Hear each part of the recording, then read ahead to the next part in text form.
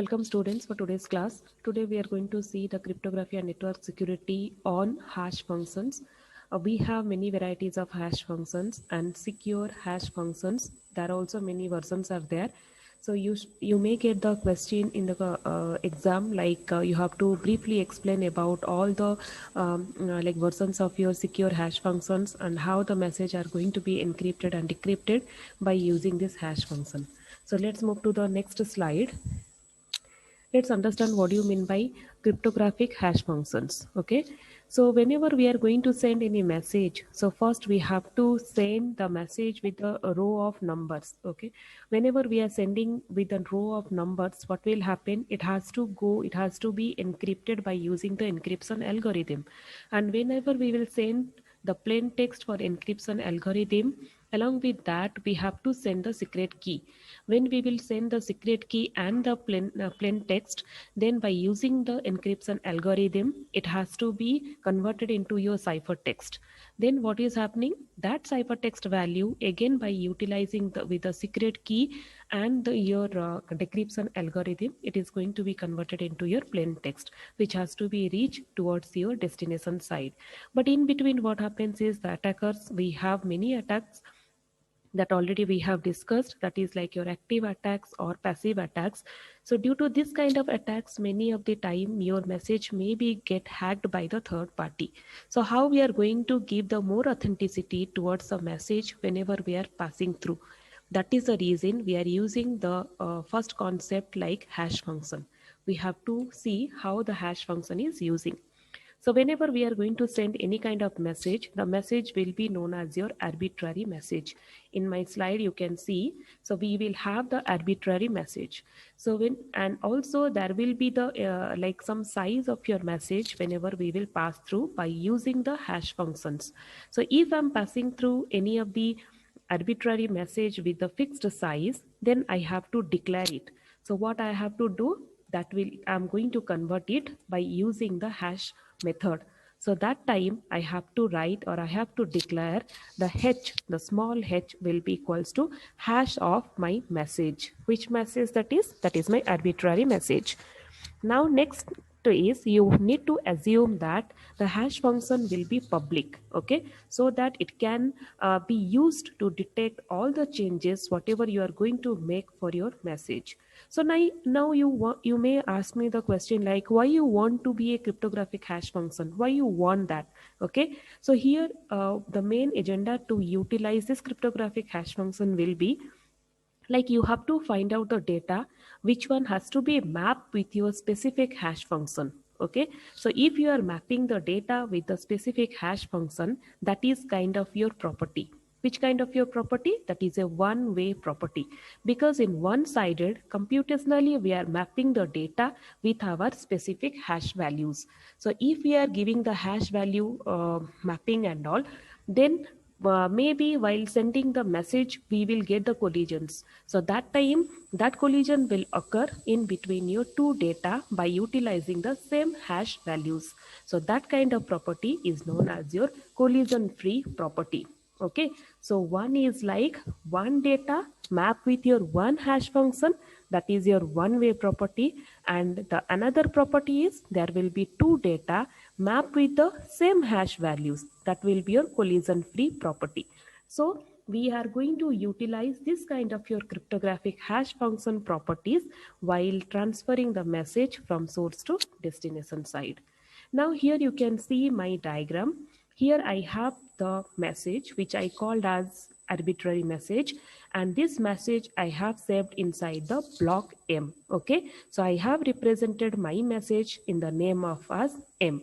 So now this M message will have some of the length, that is known as your variable length, and this variable length, let's take it as your L bits of data. Okay, so when I'm adding my L bits of data, when I'm passing my message, with my message I have to append the L bits of length. Okay, so that's the reason you can see my message M appended with the L. Next, I'm going to apply the hash function values. So whenever I'm going to apply the hash function values, this one will be the symbol to be utilized for the hash values. So here I have utilized my hash function. So whenever I will use on my m to h, it means I'm going to get the value of hash of m. So here my value has received. So which value it will be? That will be, I have given as the name as small h. So that will be a fixed length, because whenever I have sent the L bits of data, I from the source side, I should get, by after applying the hash function, I should get the fixed length of data. So this is the way of sending the message in a like diagrammatic way. Now you can see how we are going to use this hash function. So the first case we are going to utilize in message integrity check. So here what we are going to do is, we have to send the hash, we have to send first the arbitrary message with some of the appended length of data bits, and then we have to pass it through your digest. So this digest will be your new keyword, which is going to be used for your hash function. So here, if you want to check your integrity checks, like your message is secured or not, then you have to add the digest values inside your message. Okay. Then you have to encrypt the data and you are going to decrypt the data. So whenever you will decrypt the data, the digest values are going to be taken out and your message will be received in your receiver side. So that is a way of checking your message integrity. There is one algorithm based on your message integrity, but as per your syllabus, you are not going to utilize this. That's the reason you need to know only what is the meaning of your message integrity check. Now the next one, you can see how we are going to utilize this hash function. The next one will be your message authentication code. That is nothing but MAC address. Okay. Here one more thing also you can utilize, hash message authentication code. That will be your HMAC. That also you can find out somewhere in your book. So how we are going to use and how we are going to pass the authentication code to retrieve our message. So here we have to specify some of the secret key, and we are going to hash that secret key with the message, and we are going to encrypt the data. So this algorithm is present in your book. We will slowly discuss about it. And the next one will be your digital signature. By using this digital signature, you have to retrieve your data. So if you are using the digital signature, then you should have the private key, because private key is a key where only privately to be used within the source and destination. But if I will share my public key as a digital signature, that cannot be called as your non-repudiations, because it will be a public key. That is the reason we cannot go for the public key, because only public key we have to utilize to verify the documents. Okay, not to encrypt any hash values. If you want to encrypt the hash values, you have to use a private key. So the source has to share the private key with the destination side before decrypting the data, and that procedure is known as your digital signature. Now here you can see how we are going to utilize the hash function and the message authentication. This diagram looks very difficult to remember, but try to understand. It is very easy to remember. So now the first thing is we have to send the message. Okay, so the message first, the case whatever in the A, the diagram A, whatever you are seeing, that is your encryption of message. Then here the second one, the diagram, that is your decryption of message. So here what we are going to do is, just you remember, whenever we are encrypting, if I'm saying you the encryptions, I told you before that one side we are encrypting, another side we are decrypting by using the algorithm. But in your hash function, from source to destination, first we will encrypt the message, then again from the source to destination we will decrypt the message. Okay, so here you just check it out. It is very easy to remember. This is my source side, this is my destination side. So here my message has come, and I have told you that I have to apply the hash function. So I'm going to apply with the hash function. Okay, so message has to be digested with my hash function. How am going to digest? I have to apply the parallel. Okay, so this message will be parallel with my hash function of message. How I'm going to represent it? You can see here the message parallel to hash of m. Okay, so now what I'm going to do, I have to encrypt it. That's the reason I have written E. So here you can see in the diagram I have written E, because I'm going to encrypt it with the help of secret key. So that also I have written. So whenever you are going to write the encryptions, you have to start from here. Whenever you want to write this kind of line, just remember that there is a shortcut to write. So first you have to start from here. Just write down E encryption, start with a bracket. Then you have to simultaneously you have to write two values separating by the comma. So what are the two values? One will be your key, another one will be your message. So here this is your key. So you have written here K, comma. Next, what is that? Message. But this is our hash function message. So how to write the hash function message? This has already been digested, right? So that's the reason what I'm going to get as a message. So I will get the M value and parallel with my hash of M value. So that has been written within a bracket and I'm going to encrypt it. So similar way, the same message has to be decrypted in my destination side. Okay, this is a message encryption, so don't get it confused. Next one, when the message has come, first due to this encryption E value, I have to decrypt it. So I am using D here. Next one, you can see the K value, that is nothing but it is your secret key. So I have to use my secret key over here. So if I'm going to write the secret key, so first what I'm going to get, I have whatever the message has been parallelly attached, that I'm going to get. But I have to compare also with my original message that any attacker has not attacked the message. So that's the reason I have to write M here. This value, whatever you are saying, that has been digested with my original message. So this portion is known as your H of M. So how I'm going to detach it? So I have to apply the hash function. So if with the message I'm applying hash function, I will get some values here. And with H of M, if I'm going, whatever values I got, so if I'm comparing with that values, then I will come to know that the message, whatever I received, it is the original message or not. So from here, actually till here, it is known as your hash function. But from this comparison part, again, we have one more term, like we are going to use the flow of diagram for the comparison part. But only for your hash function, you are going to write till here. Okay, I hope you have understood. Now let's see how we are going to like decrypt the message. Okay, from your message unencrypted side, how we are going to utilize. This is the same process. There is nothing different here. So here you can see I have given, I told you that the message has to be, okay, first the message has to be digested with my hash function. So I have taken my message with the parallel portion, what it has to come, my hash of M. Okay, so so first of all, here what I have done, first I have attached my both the messages and I have digested the message, then I have applied the key and the encryption process. But here what I want to do is I want to apply my encryption algorithm on the hash values itself.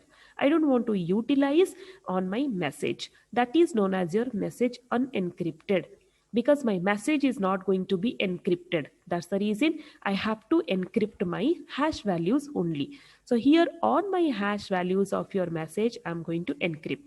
So I have applied the secret key. Whatever the value I got, I'm just going to digest it with my original message. And I'm going to send it towards my destination side. So whenever I will send, what I will get. So how to write this portion? Check it out here. Encryption of, I told you if I'm writing encryption, it has to be two values, that is your secret key and the hash value and the message value separated by your comma. So here I have to write encryption, just see here encryption, then start with your bracket, then secret key, comma, what is the next value? That is your hash of your message. So I have written here hash of my message. So these things, okay, here you can write parallel to M. Okay, so if you are writing parallel to M, so these things has come over here. But here you can see only the message is in the top part and the digested part will be your encrypted part. If you want to decrypt and check the values, then how you are going to apply? So only for M you have to apply the hash value, but only for these things like your digested value, as we have encrypted here, we have to decrypt only this much of value. So here I have to apply the decryption process with the secret key and I will get some of the values. And from here also directly I will get some of the values. Now I'm going to check the values, it is correct or not. So this is the process of finding out the hash functions and the message authentication. So if you can draw this kind of diagram, then nicely you can write the terms, whatever, how you are going to encrypt and decrypt the data. Now Now here you can see the symmetry key hash values. It is in the opposite direction whatever we have applied in the last diagram. In this diagram, you can see the first one is your message unencrypted. So the message is not going to be encrypted. So just apply directly the message with the parallel versions. And here what you are going to do, the hash values. So instead of my hash value, here what I'm going to do, I'm going to utilize the secure message. Okay. So here I'm going to apply the secure message. So here I have to apply my secure. It means that S. So the message came and the secure came. Okay. So both has to be parallelly digested and then apply your hash values. Then you just import towards your parallelly digested. Then this value has to be sent over here. So now whenever I have attached, so you can see what all other things has been attached, the message and parallel with your secure values, right? And with that I have applied my hash values. So here these things has been written over here. So this message has to be parallelly you see here, message parallelly attached with hash of this S and this M. Okay, so this M and this S has to be parallelly attached. Give the function of hash.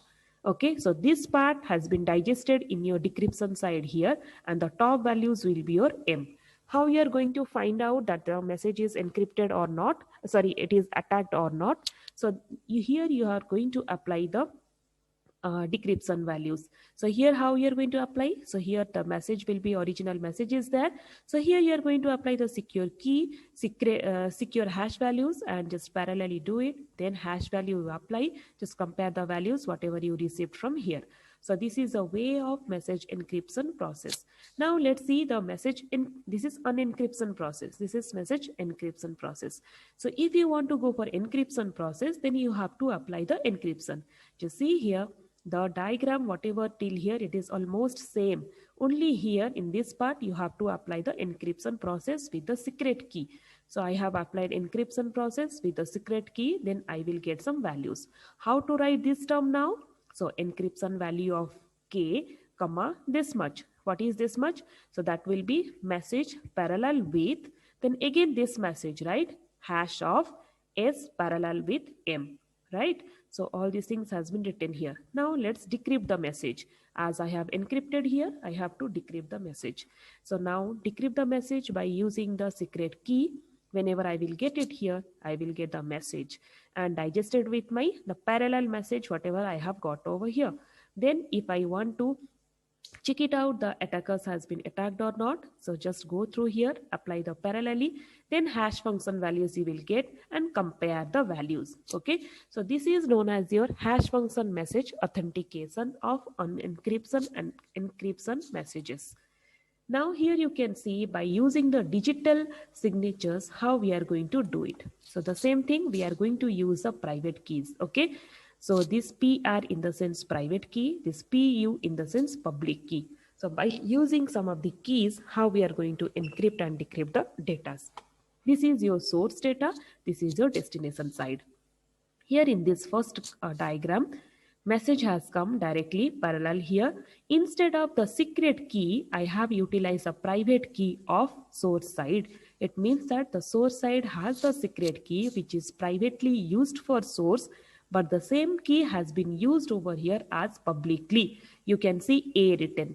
So the key has been given by your source A. That's why that is private for your A but public for your B side. That's why we have written like this. So now the message has come parallelly here. I have to hash the values, apply your encryptions and then send it here. Now this side as a similar case, instead of K, we are writing PRA because this is my secret key.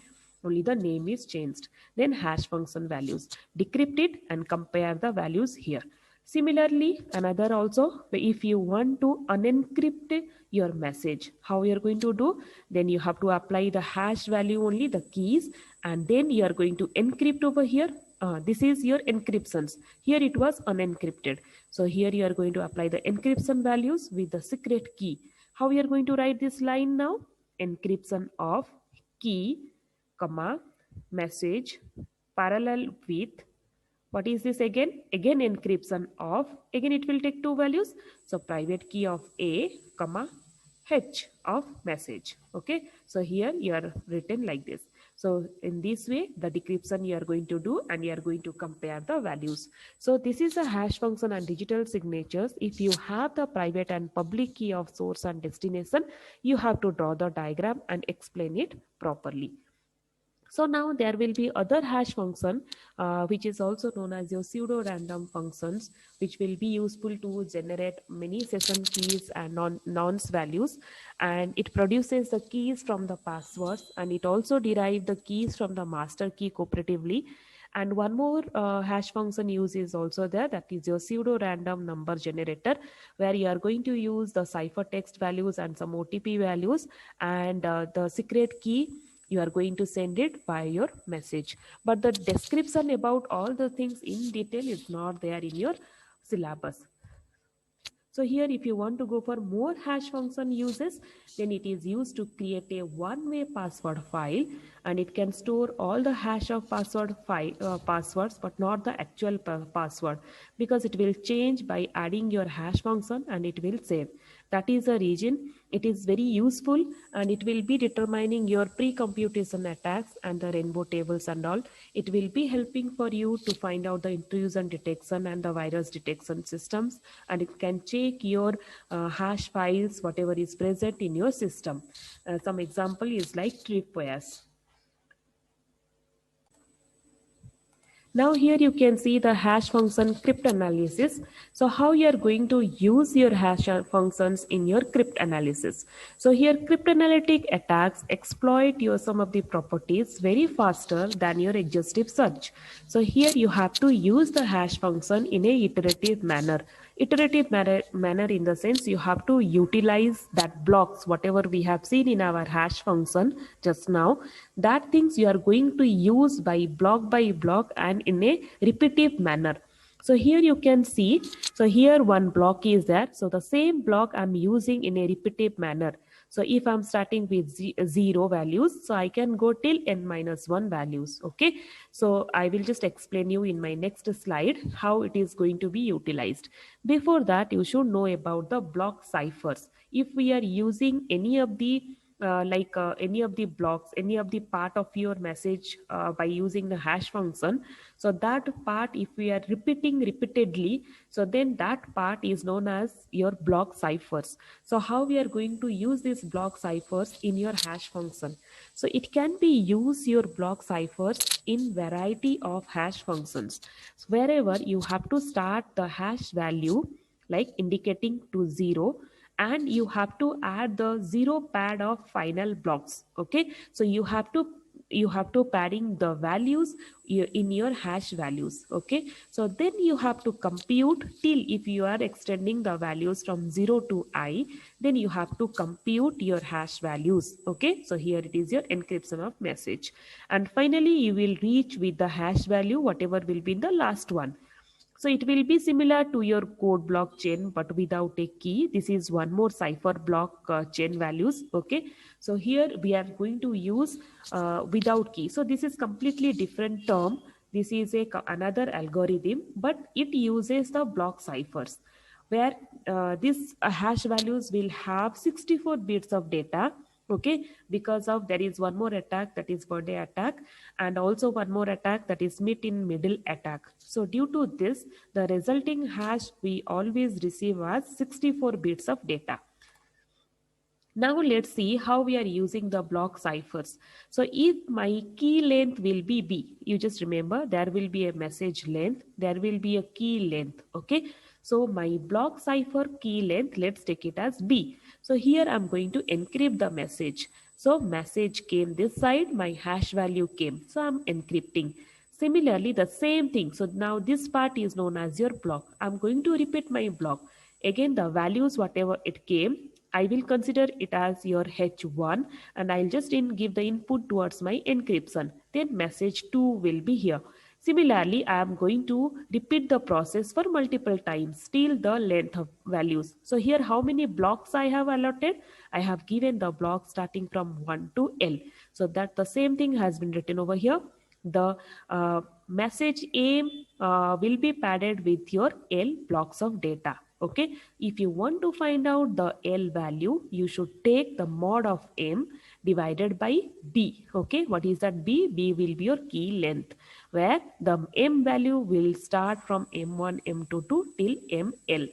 So it is going to use all blocks in your keys in your block cipher, and it is going to encrypt your state value starting from your H0 to HL. Okay. So if you want to write in a equation type, how you are going to write? So my hash value will be equal to HL, because I'm going to find out the value of HL. So HL will be equals to encryption of, okay, ML, because you are going behind reverse order, right? You have to write ML, comma, again encryption of M2, comma, actually what you should write, this is the first if I will consider encryption of M1, comma, H0, right? Then this one will be the input, comma, M2. Then this one will be the input, comma, ML. So if you have to write in the back order, you can find out the value of your HL. So now what do you mean by secure hash algorithm? This secure hash algorithm has originally designed in NIST and in 1993. Okay, then it has been revised in 1995 as SHA-1. So here the DSA signature scheme has been utilized in your RFC 3174. It is based on your MD4 with key difference. This is message digest, but in your book there is will be MD5, that is the latest version of your MD4.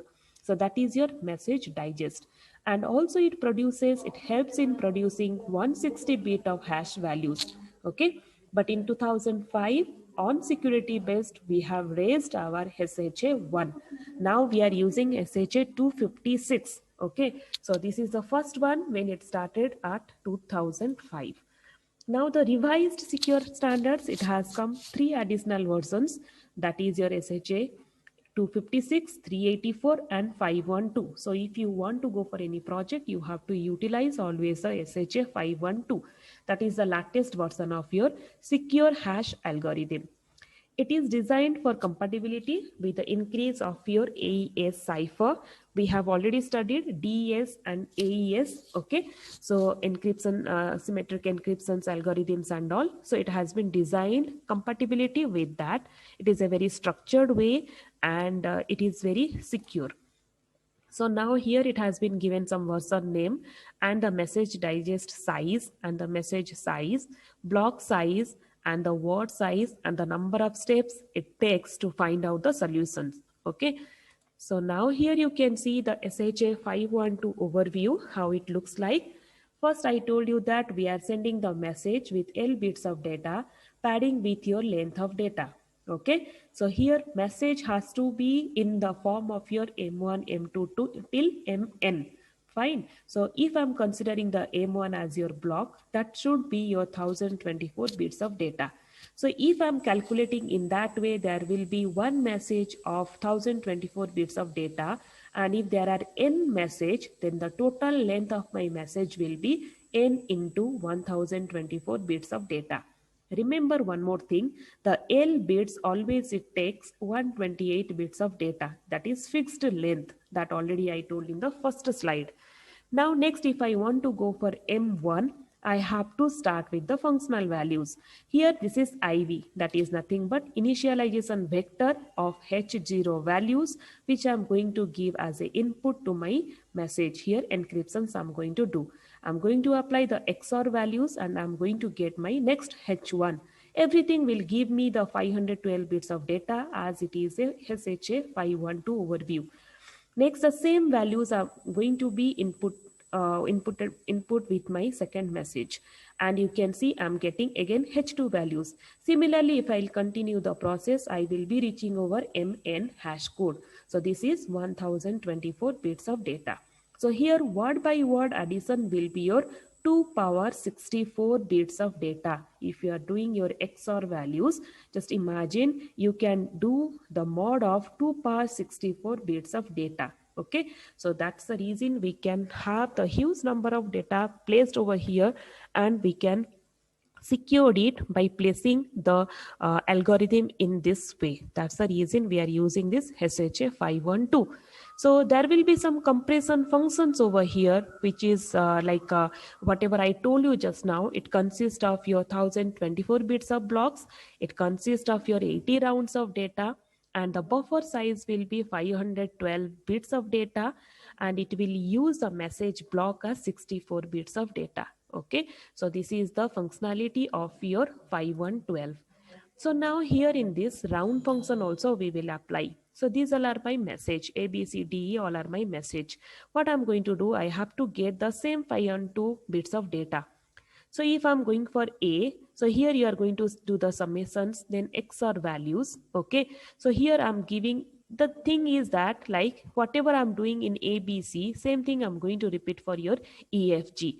And at last I have to add the values and get your 512 bits of data.